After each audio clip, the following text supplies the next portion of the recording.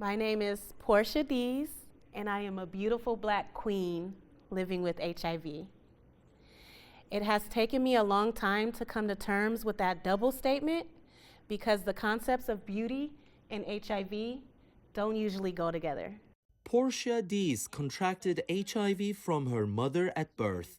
She's come a long way overcoming the societal shame that came with her condition, which traumatized her as early as her first sexual education class. They were all pictures of people who were really sick and dying. There were no pictures of people who were healthy and living. Everyone left class believing that if you have sex, you can get HIV. And if you get HIV, you're gonna die. Through Positive Eyes is an exhibition at UCLA's Fowler Museum, a platform for HIV-positive individuals like Portia to defy the stigma attached to AIDS. Since the early 1980s, it's claimed 700,000 lives in the U.S. alone.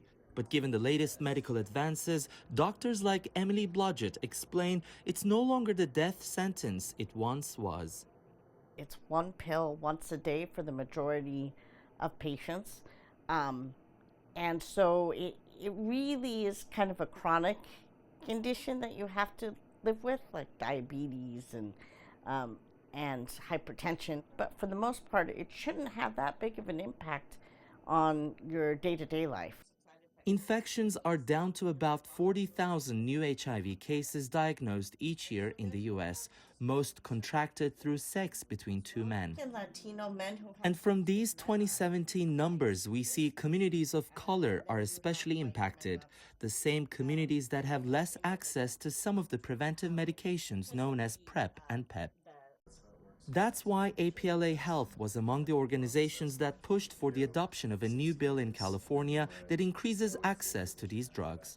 Right now, PrEP and PEP are really limited to a physician, which increases the barriers because someone has to make an appointment with a doctor, someone has to have health insurance. All those things make it harder to access. And so we've taken an additional step here in California in terms of expanding the number of providers who can offer these medications.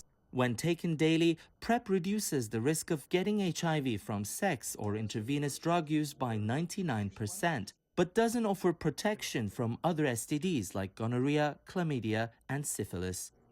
On the front lines of fighting the stigma of AIDS, people like Kelly Gluckman. She calls herself an artivist, bringing attention to the isolation and marginalization HIV-positive individuals face all around the world. People who are living with HIV aren't going to tell you.